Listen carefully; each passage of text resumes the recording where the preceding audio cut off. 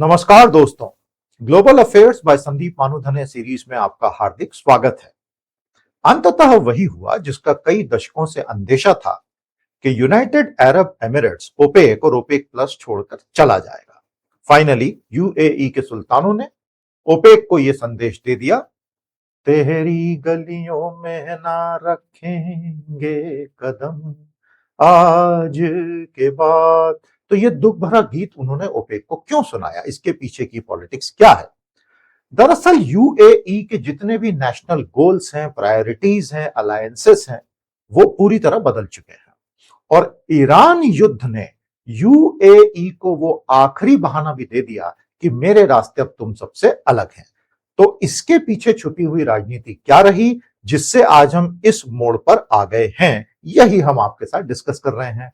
अंत तक बने रहिएगा। एक बहुत बड़ी कहानी का सरल शब्दों में पर्दाफाश होने जा रहा है, जो आपको गहरी पकड़ देगा जियोपॉलिटिक्स पे। हमेशा याद रखिएगा, सत्यमेव जयते नानृतम, सत्य की ही जीत होती है, असत्य की कभी नहीं। आइए आज का काम शुरू करते हैं। Why did the UAE leave OPEC?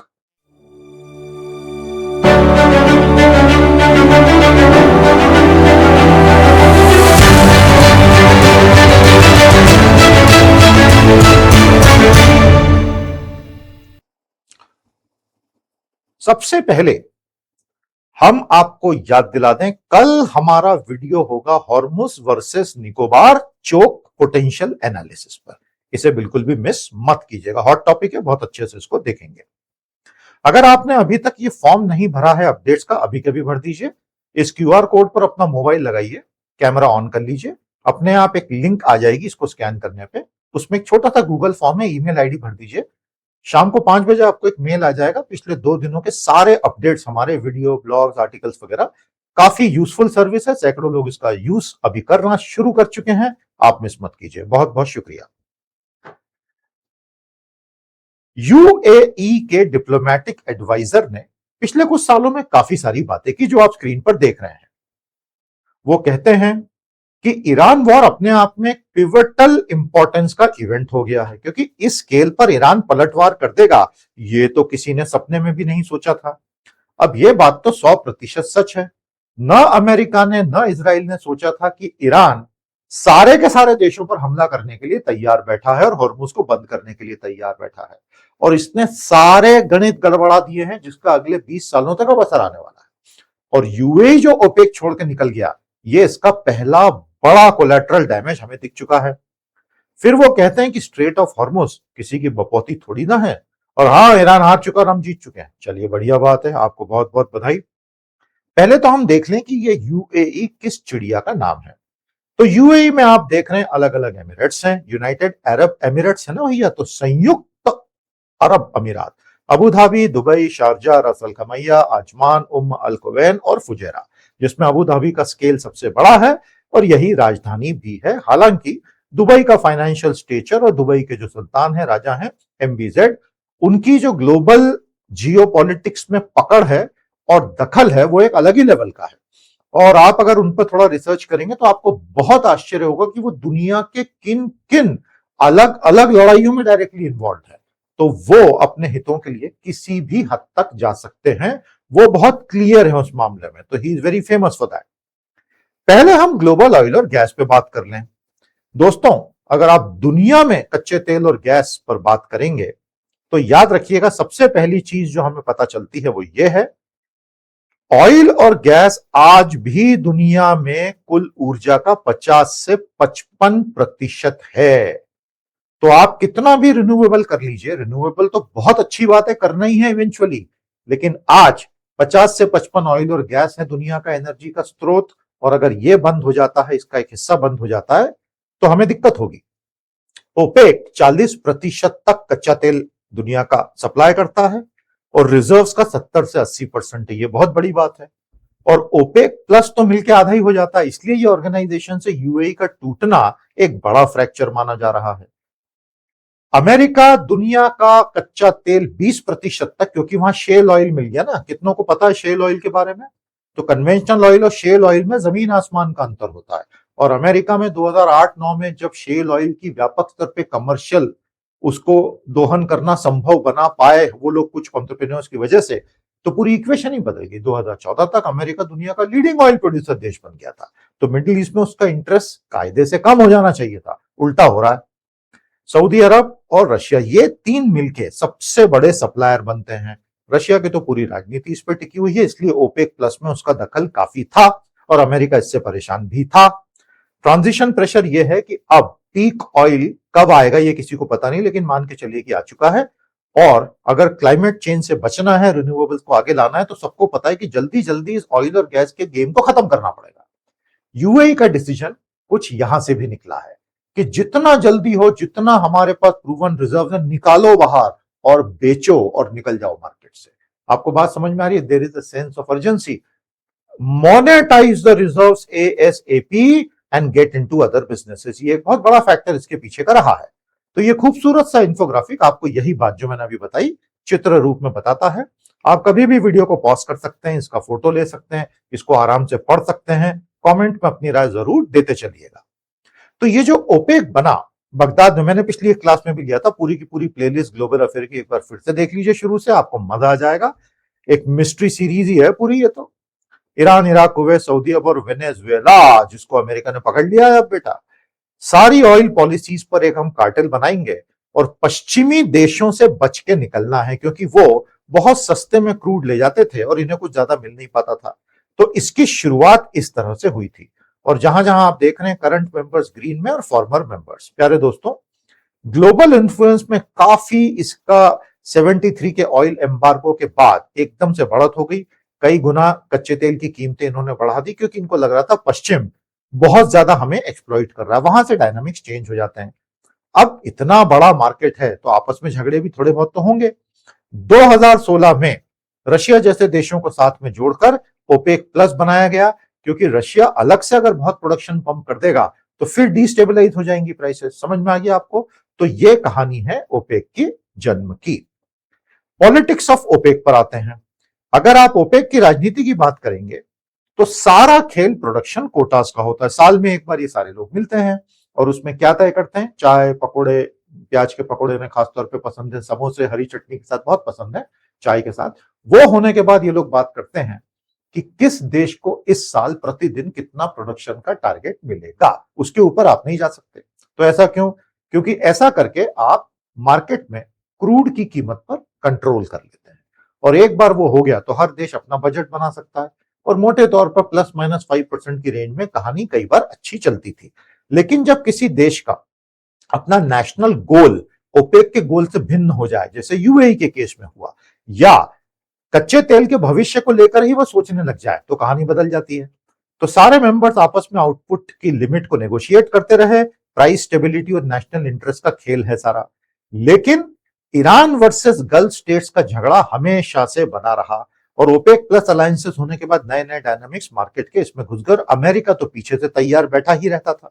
America हमेशा ये कोशिश करता था कि इतने बड़े कार्टेल को अगर मैं किसी तरह डिस्टेबलाइज कर पाऊं तो ये मेरे लिए बहुत अच्छा होगा, क्योंकि ग्लोबल हेजेमॉन ये कभी नहीं चाहेगा कि दुनिया की आधी एनर्जी का जो स्रोत है ऑयल और गैस, उस पर एक इतने बड़े कार्टेल का control. It will always want to destabilize the whole thing, and to a great extent it has taken the first step towards that. अब देखिए, कॉस्ट बहुत मैटर करती है। कच्चा तेल जमीन से निकालना ये सब जगह सेम नहीं होता है।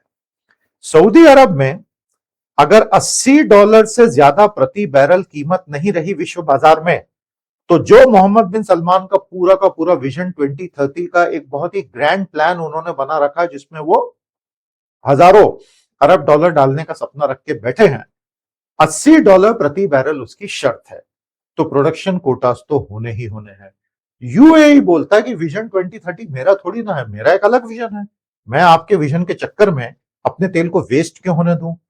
यूएई कहता है कि मैंने अपनी इकोनॉमी को बहुत डाइवर्सिफाई कर लिया है, दुबई में देखो कितनी तरह की कंपनियां आ गई हैं, और मेरी प्रोडक्शन कॉस्ट बहुत ही कम है। किसी भी रिफाइनर की प्रोडक्शन कॉस्ट या एक्सट्रैक्टर की प्रोडक्शन कॉस्ट बहुत सारे जियोलॉजिकल फैक्टर्स पे भी और मशीनरी पे भी डिपेंड करती है, उसमें आज नहीं जाएंगे। और यहां से फिर इनके व्यूज में बहुत अंतर आने लगता है, क्योंकि फिर हर देश को यह लगने लगेगा कि अगर मेरी एक्सट्रैक्शन और प्रोडक्शन की कॉस्ट इतनी कम है तो मैं क्यों फिर किसी भी तरह मार्केट में बेचने से खुद को रोको कि मेरे एक्स्ट्रा सरप्लस कैपेसिटी है, वेस्ट हो रही है। दोस्तों, हमारे वीडियोस आपको अच्छे लग रहे हैं तो हमारे चैनल को अभी कभी सब्सक्राइब कर लीजिए, इस वीडियो को लाइक करके शेयर कीजिएगा, नोटिफिकेशन आइकन ऑन रखिए। मैं आपको मेंबरशिप के लिए भी इनवाइट करता हूं, ज्वाइन का बटन दबाएंगे, 5 लेवल्स ऑफ मेंबरशिप हैं। देखिए, आपको शायद कुछ बहुत अच्छा लगे, आज के आज ज्वाइन कीजिए, कुछ महीने ट्राई कीजिए, आपको बहुत मजा आएगा। बहुत बहुत शुक्रिया। अब सऊदी वर्सेस यूएई पे थोड़ा फोकस हो जाते हैं। जब हम सऊदी वर्सेस यूएई की बात करते हैं तो दो बहुत ही स्ट्रांग पर्सनालिटी वाले नेता सीधे हेड टू हेड आ गए इसके अंदर, और इन दोनों का अपने अपने देश के लिए जो पूरा एक विचार है, पूरी सोच है, उसमें बहुत अंतर है। सबसे पहले तो कोटा डिस्प्यूट से जैसे मैंने, अब सऊदी अरब डिसिप्लिन चाहता है, जो प्रोडक्शन कोटा तय हो गए उससे 1-2% से यहां वहां होना नहीं भैया, उस लिमिट में बने रहना।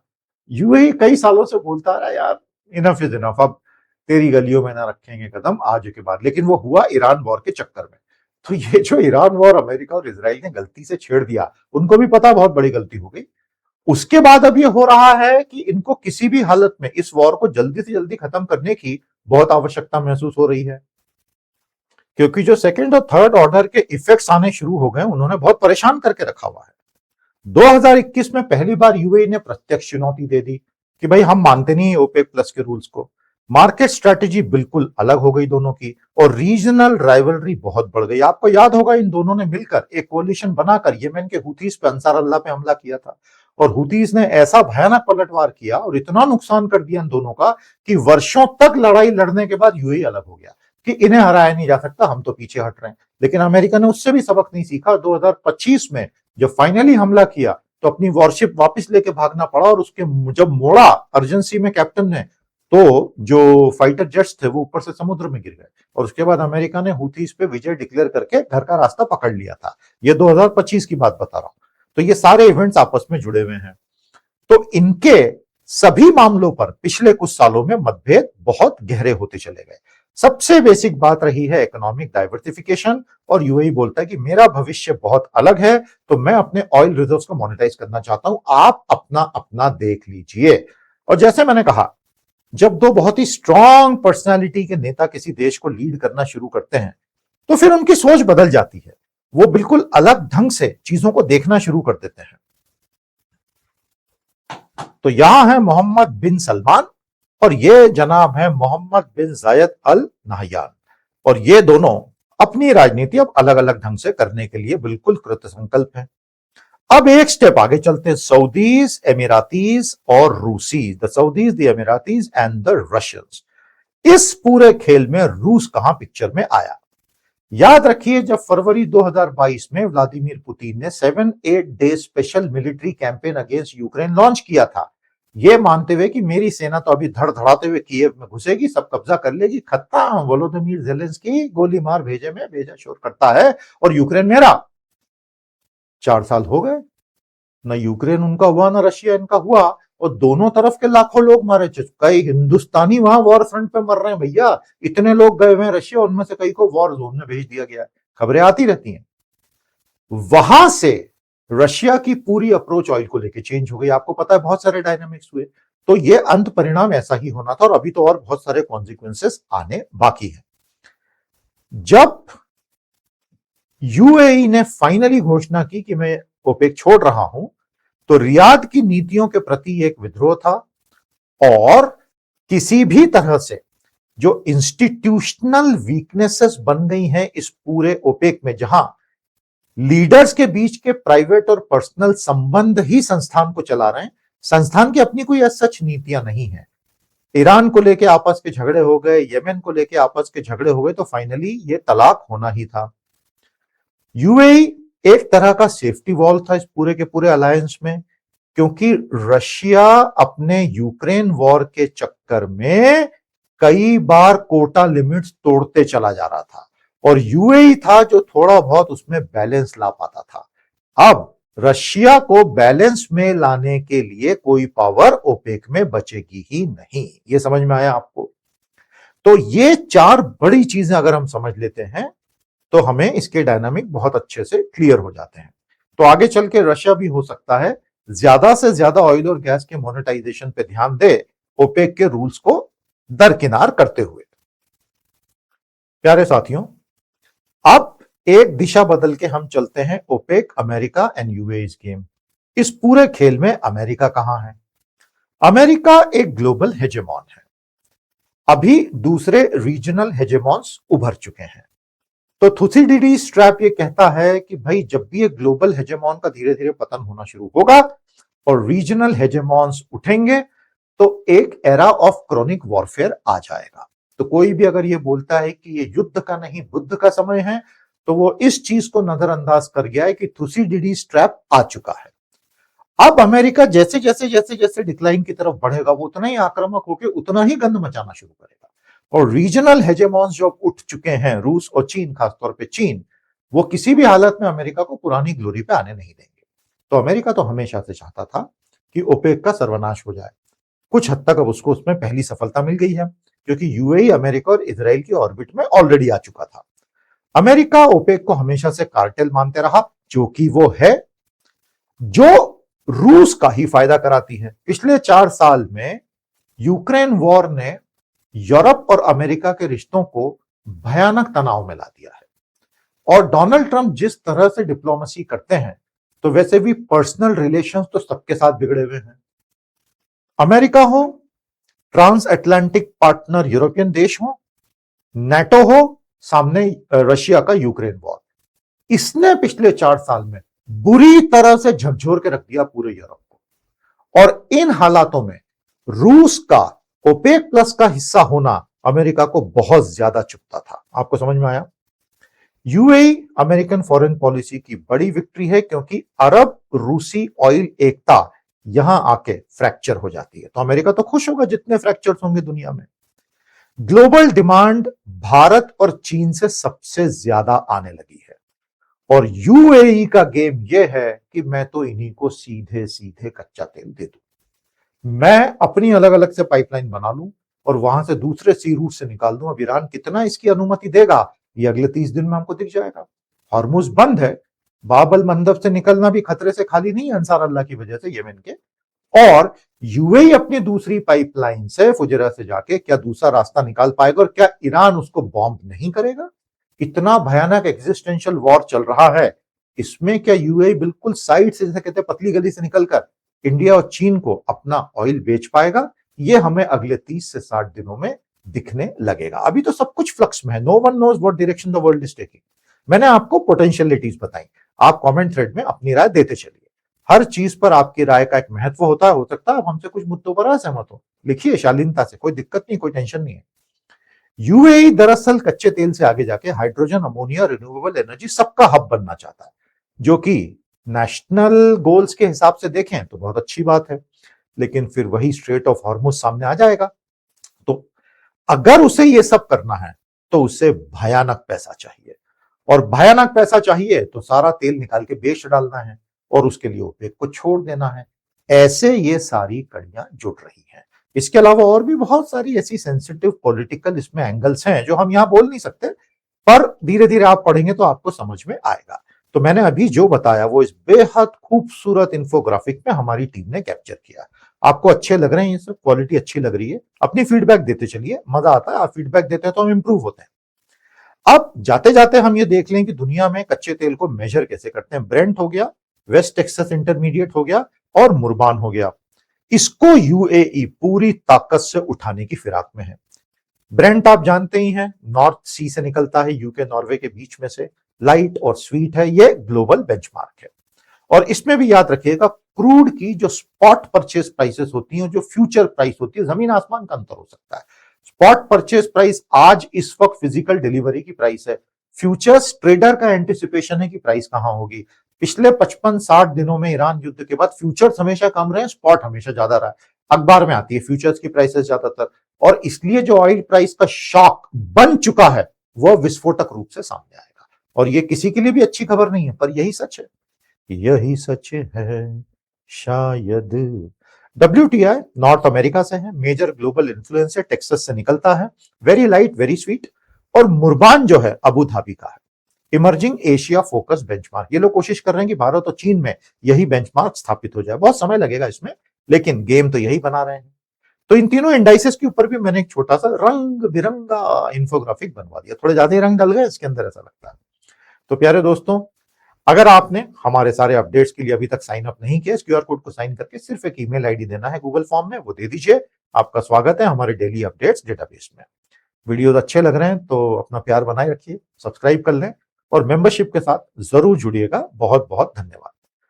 तो इन नटशेल, गागर में सागर हम कहें तो, यूएई ने अपना रास्ता अलग चुन लिया है और वो भारत चीन के साथ प्रत्यक्ष रिश्ते बनाना चाहता है और वो अब अपने आप को डाइवर्सिफाई करके आगे बढ़ना चाहता है, और ये पहले से भी चाहता था।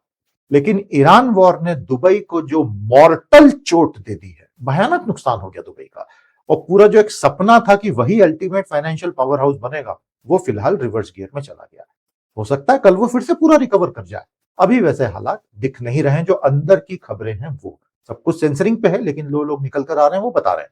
देखिए आगे आगे होता है क्या। हम तो यही उम्मीद करेंगे कि भारत को कच्चा तेल, एलपीजी की सप्लाई, हीलियम की सप्लाई, फर्टिलाइजर की सप्लाई अबाधित रूप से आए, नहीं तो हमारे दसों करोड़ों लोगों को बहुत भयानक तकलीफ हो सकती है। तो उम्मीद यही है कि हम प्रायोरिटी में रहें। Why UAE left the OPEC, इस पर आज हमारा यही था वीडियो। कल आपसे फिर भेंट करेंगे और कल का मैंने टॉपिक आपको बता दिया है, मिस मत कीजिएगा, हॉर्मुज वर्सेस निकोबार का एक चोक पॉइंट एनालिसिस। नमस्ते, जय हिंद।